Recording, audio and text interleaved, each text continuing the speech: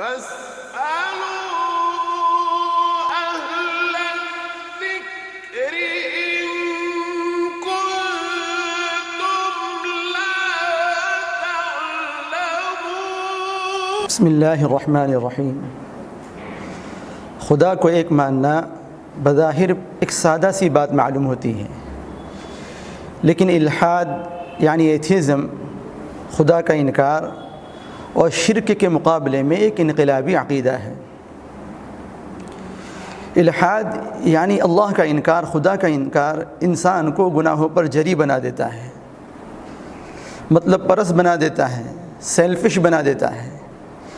جس معاشرے کے اندر، جس سوسائٹی کے اندر الحاد پنپ رہا ہو، وہ سوسائٹی اور وہ معاشرہ برائیوں کی آماجگاہ بن جاتی ہے، برائیوں کا ٹھکانہ بن جاتا ہے۔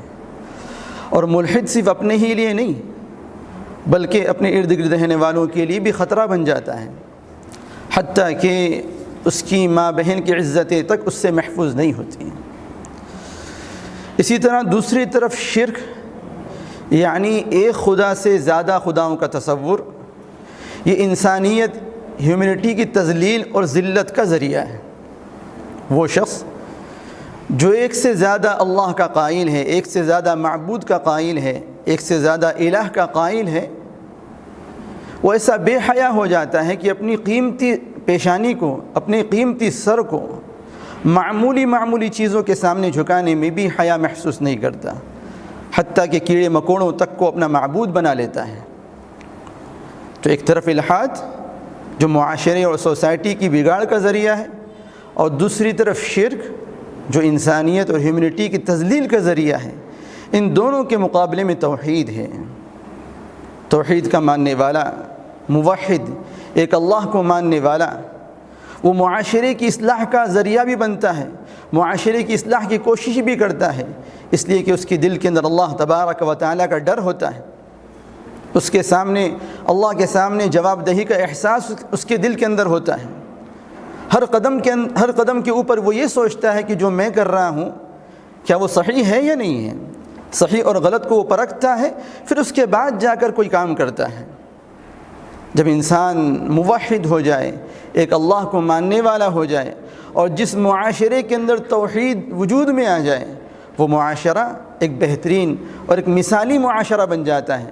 جیسا کہ سیرت نبی اٹھا کر دیکھیں، محمد رسول اللہ صلی اللہ علیہ وسلم نے ایسے معاشرے کے اندر، ایسی سوسائٹی کے اندر جو انتہائی برائیوں والی سوسائٹی تھی، برائیوں والا معاشرہ تھا، جب توحید کا علم لہرایا، توحید کی تعلیم دی، اللہ کے ایک ہونے کا تصور انسانوں کو دیا، تو وہی گندگی والا معاشرہ وہ ایک بہترین معاشرہ بنا۔ ایسا معاشرہ اور ایسی سوسائٹی وجود میں آئی کہ انسان کی آنکھوں نے ویسی سوسائٹی اور ویسا معاشرہ نہیں دیکھا۔ آسمان نے اور زمین نے اس معاشرہ اور سوسائٹی کا نظارہ نہیں کیا جہاں بھائی چارگی کا تصور، اپنی ضرورت پر دوسروں کی ضرورتوں کو ترجیح دینے کا تصور، جس سے انسانیت اور انسانوں کے کان ناآشنا تھے، نامانوس تھے۔ توحید کے تصور نے، اللہ کے سامنے کھڑا ہونے کے احساس نے، اللہ کے سامنے جواب دہی کے احساس نے ایسا صالح معاشرے کو وجود بخشا۔ اس لیے توحید، ایک اللہ کو ماننا، اللہ کے ایک ہونے کا تصور، یہ اللہ تبارک و تعالیٰ کا انسانیت پر بڑا احسان ہے، اللہ تبارک و تعالیٰ کی بڑی نعمت ہے۔ توحید کے ذریعے سے یہ دنیا ایک مثالی دنیا بن سکتی ہے۔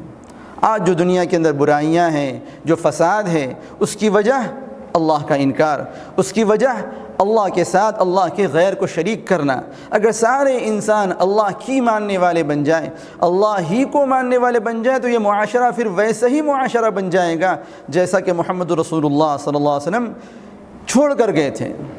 اس لیے توحید کی تعلیم انسانیت کے اوپر اللہ تبارک و تعالیٰ کا بڑا احسان ہے، یہ ایک بہت بڑی نعمت ہے۔